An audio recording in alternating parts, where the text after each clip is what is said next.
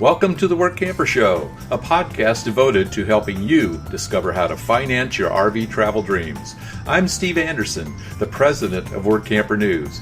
Each one of our episodes will either introduce you to people who are already living the RV lifestyle or to opportunities to work short-term jobs.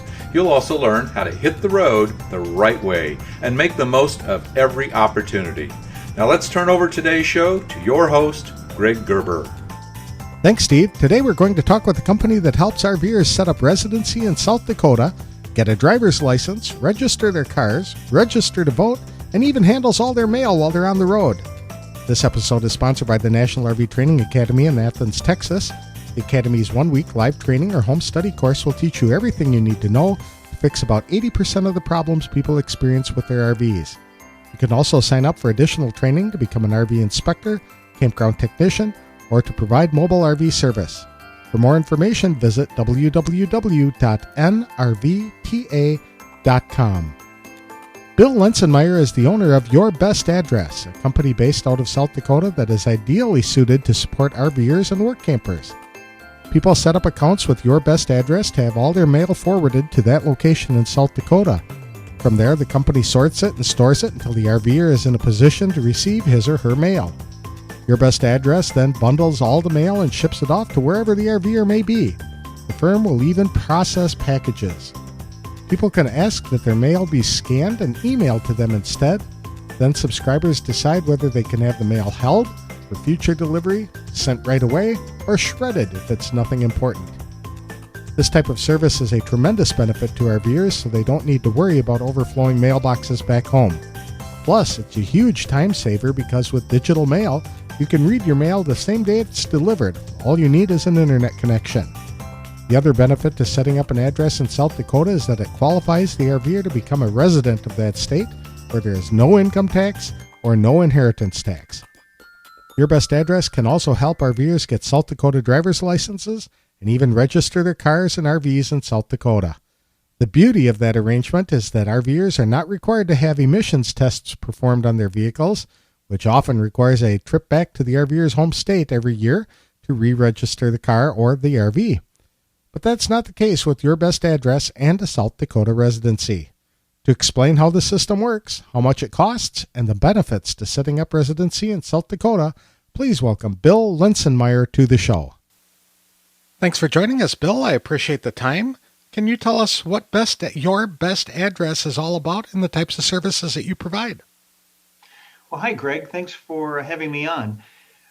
Your Best Address is a U.S. mail forwarding company, and we typically serve our primary clients are full-time RVers, medical personnel that travel around a lot, basically anyone with a mobile lifestyle.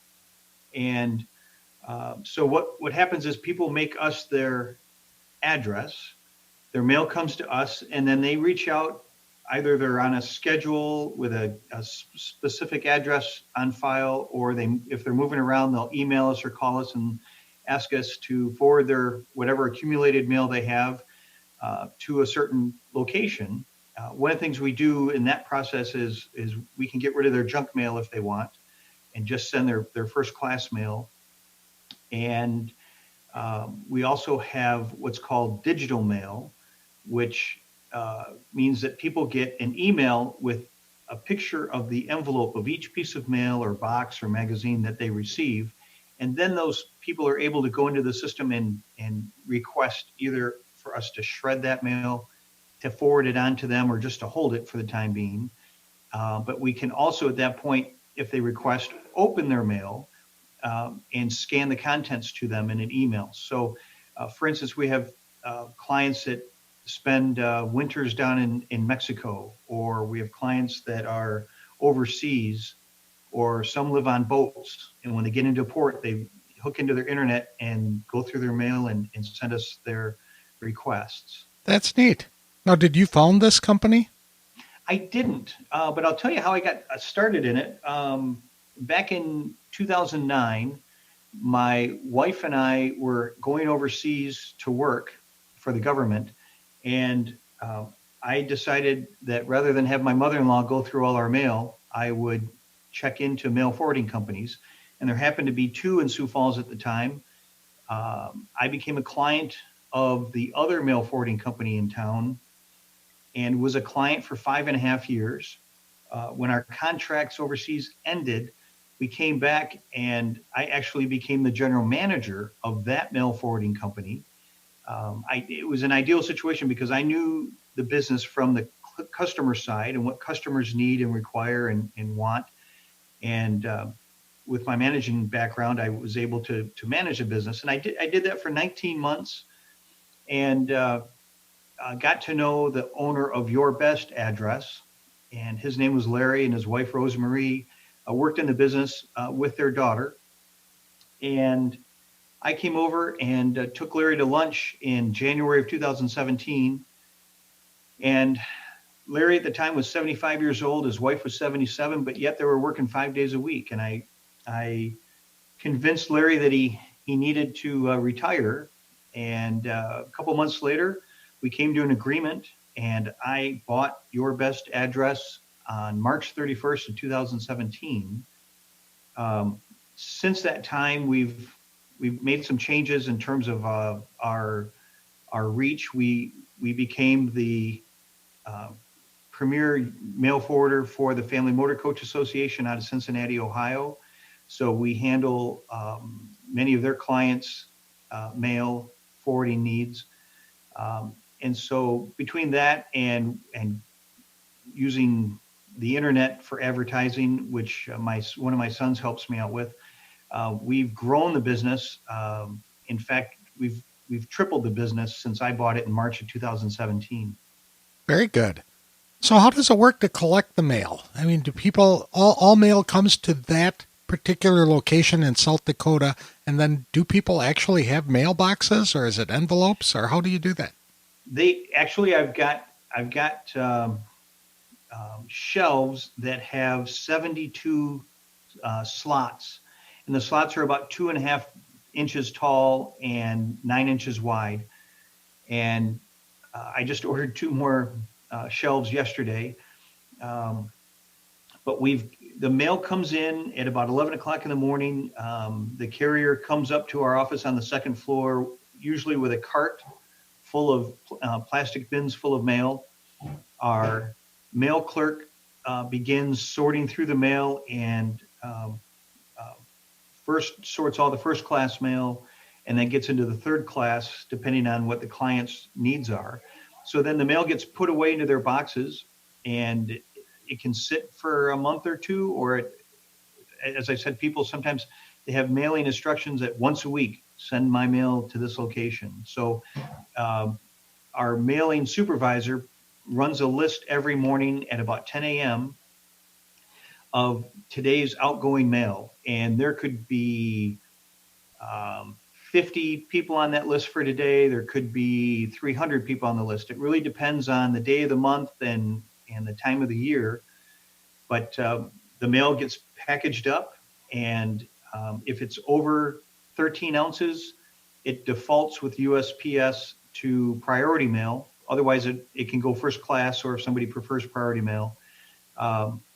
People will get packages here. We'll get boxes. So we have some shelves in the mailroom that we number the boxes to correspond with the person's mailbox. And we put a card in their box so we know to look for a package when it comes time to pack up their mail. That's smart. It's a neat situation because we can send mail pretty much anywhere, to campgrounds, to sometimes people are going to be visiting a friend, and so send it to my friend's apartment or house. So we'll send it there. We can also send it general delivery to post office. And so if somebody knows they're going to be going through, say, Provo, Utah next Friday, we'll send their mail general delivery to Provo, Utah. They show up with their driver's license and collect their mail, and off they go. So what does this cost? It's $12 a month for the traditional mail forwarding, where the mail comes in and we put it in your box, and then you email us or call us, and we mail out whatever's in your box, less, say, junk mail if you don't want that. So it's $12 a month for the box rental. It's $1.50 to package up the mail. It's just that helps cover the expense of the envelopes and things like that. And when people sign up, we typically take a $50 postage escrow amount and put it into a postage account. And as their mail goes out, if it goes out first class every other week, that $50 could last them 2 years. But like I said, some people want things FedEx because it's urgent, or they want it priority mail. So when they get down to about $5 or $10, we'll reach out to them and ask them to put a little bit more onto their postage account. Okay, so you don't maintain a credit card on file and just automatically replenish that fund? Well, some clients are okay with us keeping a credit card number on file. We keep that locked up in a file cabinet at night, and that office, actually, the billing clerk's office, is actually locked as well. We have instructions sometimes to automatically, when it gets down to $10, put a set amount back in. We also use PayPal and another credit card processing company where people can get on our website and just pay for more postage, to up their postage, or to renew their box. And they just can follow the instructions on the website, or they call us and say, I know I need to renew. Can you just, charge me for that? And this is better than the post office because there's no limit to the length of time that you can forward the mail. I think the post office allows, 6 months? Exactly. So the post office allows 6 months. The other drawback with the post office is if you want forwarding from them, they will forward everything in the box, including junk mail, which can add, cost to your postage. But also they will only go from point A to point B. So some people, they're going to summer in, say, in Michigan and winter in Florida. That sometimes is a good option for them. But if somebody's moving around, the post office is not going to be what they need. Right. Yeah, because it's hard for the post office. You'll have to set it up every single time you want it forwarded somewhere, correct? Right. Yes. Right. And and I don't believe, I may be wrong, but I don't believe the post office will, I don't know what they do with packages, if they receive a package, if they'll forward that on or not. I think it's just first class mail that they'll forward. And what about magazines? Will you guys accept magazines and packages? We do. Okay. We do. Some people will give specific instructions. I was over in the mailroom this morning and watching the mail clerk pack up the mail, and the instructions were they wanted home and gardens, but they didn't want, there were a couple of magazines having to do with cigars and airplanes. And so I suspect that there might be a story behind that, why they no longer wanted their cigars and airplanes magazines. But, you just do what you're told. Yep, we do what we're told. And if we're not clear, we call customers. We'll generally every day we're reaching out to 2 or 3 customers because either their mail instructions were not clear enough for us to be comfortable sending it, or they get something odd in, and we just want to make sure that they want it forwarded on. Mm-hmm. No, you do much more than forward mail to people. You have a variety of other services that you make available, such as setting people up as South Dakota residents. Correct. Yep. South Dakota's got a great environment for taxes, and there's no state income tax on your personal personal income. There's no inheritance tax. There's a variety of things that make South Dakota attractive for people setting up, for instance, trusts. And so if people want to establish residency in South Dakota, they need a South Dakota address, which is what we provide. And they also need a one-night stay every 5 years. And so we help facilitate that in terms of making sure they have all the documentation they need. And if they're new clients, we'll give them a copy of our contract rather than 2 pieces of mail with their new address on it, because if they just signed up, they won't have the mail. But it's a pretty slick operation. Some people, will drive into Sioux Falls and take care of that. Other people will fly in and they'll be in there for overnight and then fly back out. So we try to help them get prepped for that. So it's a seamless transition, I tell them if they get to the driver's license station at 7:30 in the morning, by about 8:15, they walk out with the South Dakota license and they're a South Dakota resident. Wow. Why Yeah. is South Dakota residency preferred by a lot of RVers? Well, I think it gets into the no state income tax and things like that. It's just a very friendly state to be a resident of in that regard. Um, One of the other services we feature is we help people register their vehicles in Minnehaha County, which is where we're located. And the county treasurer will allow that if someone has an annual mailbox agreement with us. And what we can do for them, the people, is we collect their paperwork from them. We have some forms to make sure they've got all the documentation, and we do a power of attorney form. And we have a vehicle registration specialist who goes down to the county office every day and processes vehicle registrations.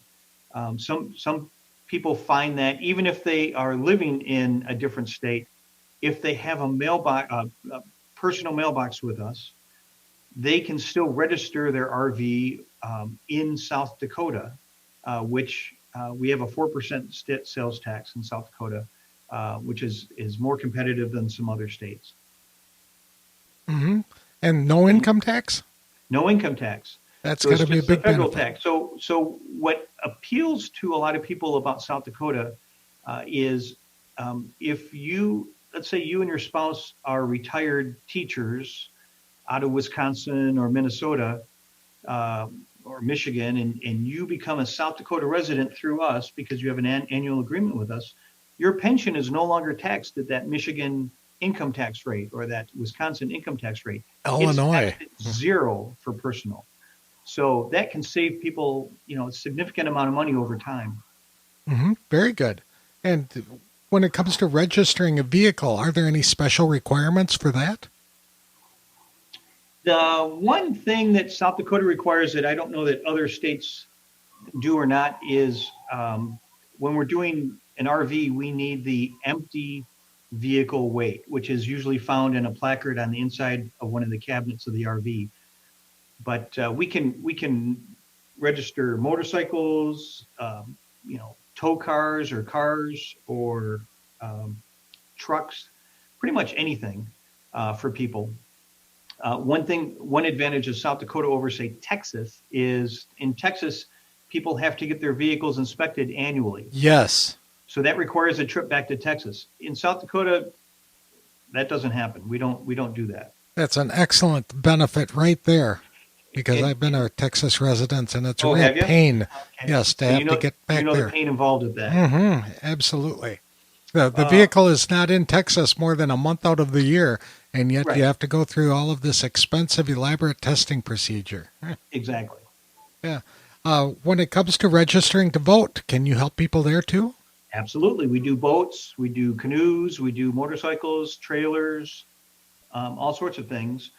So like I said, it just requires that people sign up for an annual mailbox with us. That's what the county requires, and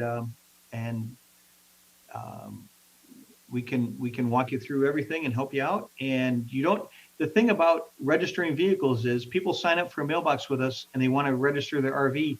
That does not require a visit to our offices in Sioux Falls.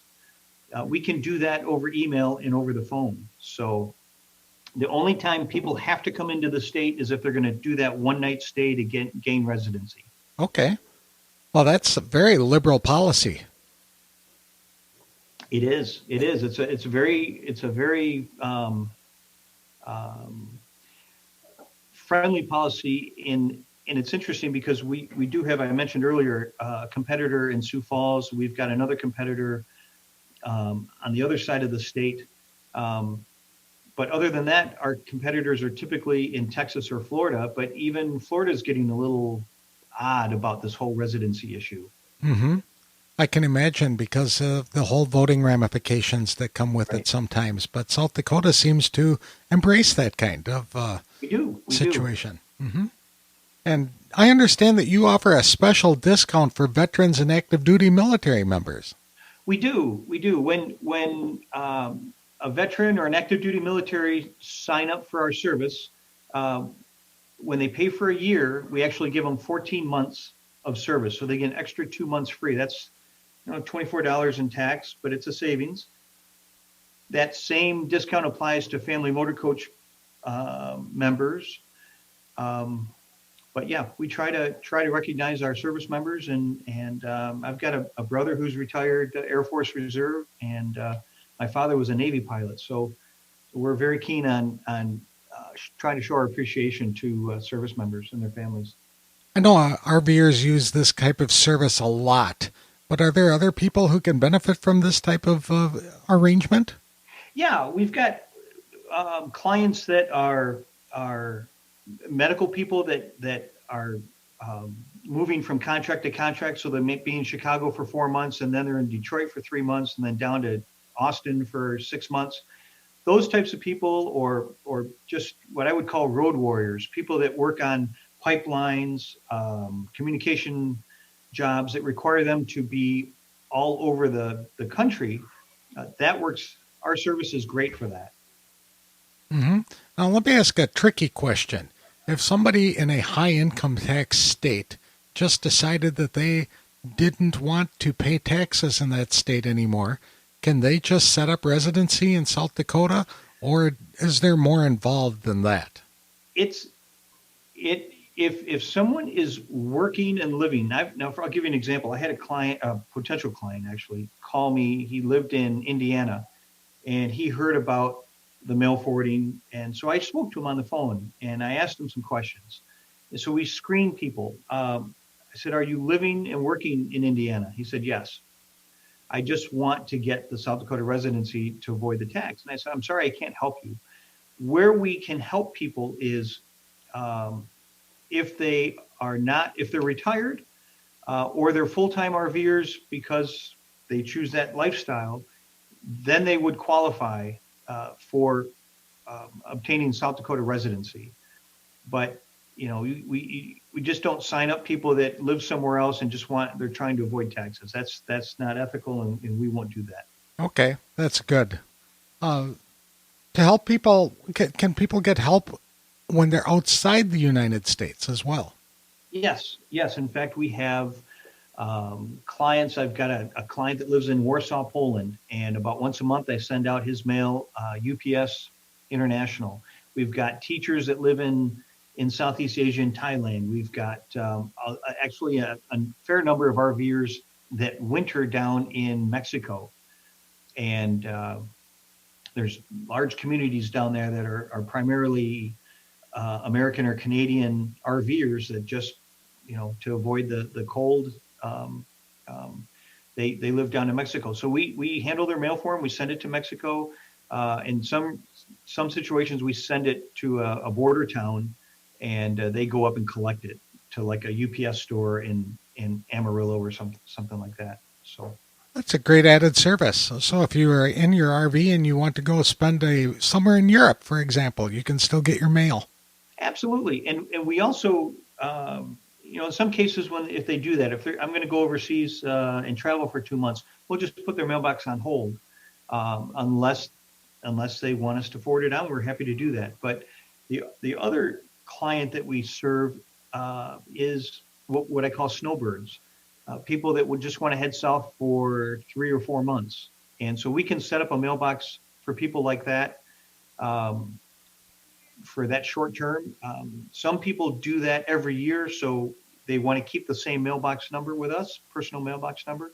So what we do in that case, let's say they're going to be on the road for 4 months. The other months of the year, we just charge a nominal $5 fee just to reserve their mailbox so they can keep that same number. Now, you don't provide any type of banking services, right? So if somebody gets a check in the mail, you're not going to deposit it for them? Actually, we do that. What? Yep. We will do that. I end up for some reason, the general manager gets picked to do this, but I end up probably 3, sometimes 4 times a week running to different banks in town to deposit. Credit unions are really good for that because some credit unions will partner with other credit unions. So even though your credit union might not be here in Sioux Falls, if clients check with their credit union to see if they are intertwined with a branch that's in Sioux Falls, I'm happy to take it. Other ways we do it is we'll mail a check to a bank if we don't have a branch here in Sioux Falls. I just earlier this week mailed a pretty sizable retirement check. It went UPS second day air, but it went to somebody's Vanguard office out on the East Coast. And so we sent it UPS second day air so we could track it properly and ensure that it arrived. So yeah, we're happy to help out people any way we can. So that would be a big plus for somebody who runs a business from their RV if they were going to be getting checks, et cetera, from their clients and customers. Absolutely. You guys will help them. If they want us to help process to facilitate their business, we're happy to do that for them. And the digital mail would be an ideal situation for people like that because they'd be able to see the return address on the checks as they come in and notify us what they'd want done with that sort of thing. Well, that's an excellent idea.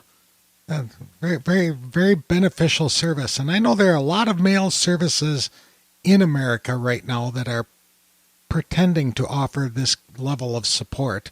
But I can tell you from experience that the ones I used when I was on the road were not very beneficial at all. How long does it typically take for mail to, if somebody were to call you and say, I want my mail forwarded, how long does it typically take to get it to you or get it to that person? Well, it starts with a phone call or an email to us. And if we get that phone call typically before 11 a.m. or noon, it may even go out that same day. And it depends on what part of the country people are in and how they want the mail sent. But some people want it sent first class, and they know it's going to be normally 3 to 4 days to get to wherever they are. If, by the way, if I'm sending out somebody's license plates or vehicle title, I absolutely insist that we send that out priority mail so we have a tracking number in case there's an issue. But the one thing I would caution people on with mail service from any place is November and December each year, the U.S. Post Office stops sending their mail via air carrier like FedEx, because FedEx doesn't have any room on their jets that time of year for U.S. mail. So everything except to Hawaii and Alaska gets trucked. And so we just try to give people a heads up in late October, early November. Just be aware that once it leaves our office, we can't do anything about it typically, but your transit times get a little bit longer during the holiday period. Okay. And but there are times where we will send mail to somebody in an RV park, and meanwhile they get a call from home and they have to return home because they have a leaky pipe or something, or they have to go somewhere else because someone is sick in their family. We'll work with those people in terms of contacting the campground or wherever the mail is going to get it rerouted back to us, or sometimes we can get it rerouted to where they're going to be. But we'll do what we can to help people out. That's excellent. If people wanted more information about Your Best Address, how could they find it? Well, the easiest way to find us is on the website, which is www.yourbestaddress.com. Or we have a Facebook page. Just type in Your Best Address. And our phone number is area code 605-334-5313. Very good. Well, thank you so much, Bill. I really appreciate the time. It's a very valuable service that you're offering to RVers, and I hope a lot of people take advantage of it. Well, thank you, Greg. I appreciate you reaching out, and we're happy to help whoever decides they need help.